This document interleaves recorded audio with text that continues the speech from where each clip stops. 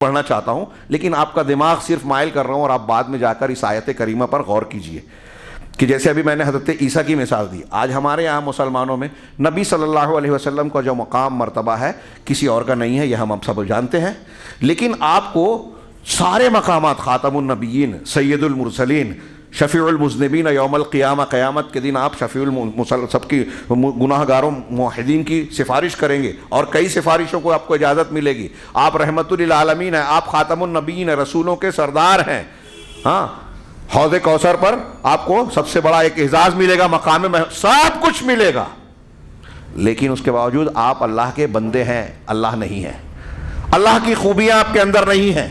لیکن آج ایک قوم ہم دیکھ رہے ہیں خود مسلمان کہتی ہے اپنے آپ کو، اور اس سے جب ہم یہ کہیں گے کہ اللہ کے رسول صلی اللہ علیہ وسلم بشر تھے تو کہے گے گستاخی کر رہے ہیں، شان رسالت میں گستاخی ہے، وہ اللہ کی طرح عالم الغیوب نہیں تھے، کہیں گے گستاخی کر رہے ہیں، وہ مجسم نور تھے، وہ مختار کل تھے، قرآن اور حدیث کی دلیلیں اس کو بالکل رد کر رہی ہیں۔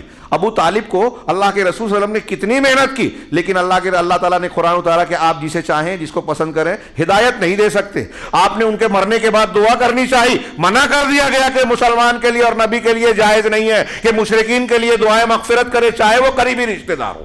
کتنا صاف سبق اور درس ہے، لیکن قوم ماننے کے لیے تیار ہی نہیں ہے کہ جس کو چاہے جو چاہے دے دے، میں ہدایت دینا چاہے نہیں دے سکے۔ اگر اللہ کے رسول صلی اللہ علیہ وسلم کے اندر اللہ کی خوبیاں ہوتی تو احد میں زخمی نہ ہوتے، جادوگر آپ پر جادو نہ کر پاتا، اور بہت ساری تکالیف مشقتیں جو آپ کو جھیلنی پڑی اس کی نوبت ہی نہ آتی۔ توحید کی دلیلیں ہیں، بے شمار دلیلیں ہیں۔ ہاں، اللہ کے رسول صلی اللہ علیہ وسلم سے کہا گیا کہ آپ کہہ دیجئے کہ میں اپنے لیے بھی نفع نقصان کا مالک نہیں ہوں، میں غیب نہیں جانتا، اور بہت سارے مضامین، لیکن یہ قوم آپ کو آپ کے حد سے بڑھاتی ہے، آپ کو حد سے بڑھاتی ہے۔ یہ ولا تطغوا کے خلاف ہے، یہ استقامت نہیں ہے، حد سے آگے بڑھ رہی ہے، اور کچھ لوگ تفرید کرتے ہیں۔ ہمارے ہاں صوفیہ کہتے ہیں کہ رسول سے لینے کی کیا ضرورت ہے، ہمارے پیر صاحب اور شیخ صاحب ایسے ہیں جو ڈائریکٹ اللہ سے لیتے ہیں۔ ابن عربی اور ان لوگوں کے خیالات پڑھیے، صریح کفر کے ملیں گے، صریح کفر کے۔ کوئی ہمارے ہاں کسی کو برا لگتا ہو کہ یہ بات جو جملہ کہہ رہا ہوں ہمارے ہاں کچھ لوگ کہتے ہیں، تو امام ذہبی کا قول پیش کروں کہ ابن عربی کی کتاب میں، ہاں، بعض سلف نے کہا ابن عربی کی کتاب میں اگر کفر نہیں ہے تو دنیا میں کہیں کفر ہے ہی نہیں۔ آج ہمارے ہاں اہل تصوف کے نام پر بہت سارے لوگوں نے یہ عقیدہ بنا رکھا ہے ہر چیز میں اللہ ہے، ہر جگہ اللہ ہے۔ کفر ہے، سب سے صریح کفر ہے، اور اہل سنت والجماعت کے عقیدے کے مطابق امام ابو حنیفہ، امام شافعی، امام مالک، امام احمد بن حنبل کو ماننے والے سن لے، ان کے نزدیک بھی یہ کفر ہے۔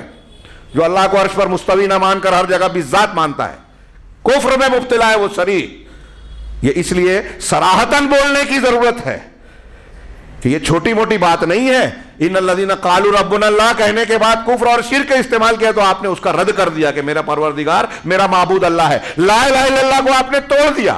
اتوار کے دن ہمارے نواقض ایمان ہے، بہت اہم سبق، ضرور اس میں شریک ہو۔ ہر مسلمان کو سیکھنا ضروری ہے یہ کہ اپنے دین کی حفاظت کریں۔ ہم اسلام اور ایمان اور توحید کو اختیار تو کر رہے ہیں، لیکن کچھ عقیدے، کچھ اقوال، کچھ اعمال ایسے کر بیٹھتے ہیں جس سے ہمارا لا الہ الا اللہ ٹوٹ گیا اور ہم کو خبر بھی نہیں۔ یہ تو طغیان ہے۔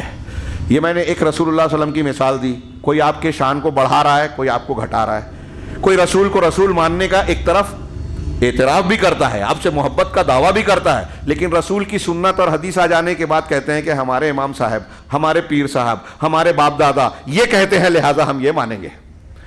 وہ بھی رسول طغیان کر رہے ہیں، وہ استقامت پر نہیں ہے۔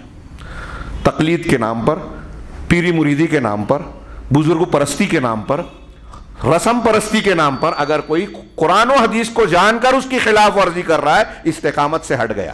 کتنی ضرورت ہے اس موضوع کو سمجھنے کی، اندازہ لگائیے۔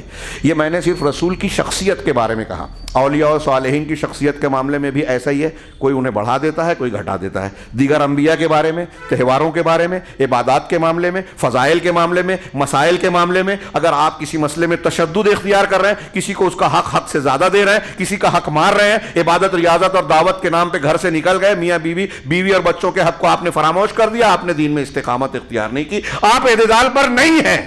آپ کو دین میں ہر جگہ اعتدال اور قرآن و حدیث کی تعلیم کو ملحوظ رکھنا ہے۔ آپ کی آنکھ کا آپ پر حق ہے، جسم کا حق ہے، بیوی کا حق ہے، مہمان کا حق ہے، جماعت کا حق ہے، اللہ کا حق ہے، رسول کا حق ہے۔ ہر حقدار کو حق دینا اور اس پر قائم رہنا، یہ ہے استقامت۔ آپ نے کہیں بھی انحراف کیا، استقامت کی مخالفت ہو گئی۔ اللہ نے فرمایا کہ تم طغیان نہ اختیار کرو۔ اس سے معلوم ہوا کہ طغیان، حد سے تجاوز کرنا، افراط و تفریط کرنا، یہ دین استقامت کے خلاف ہے۔ اب موقع نہیں ہے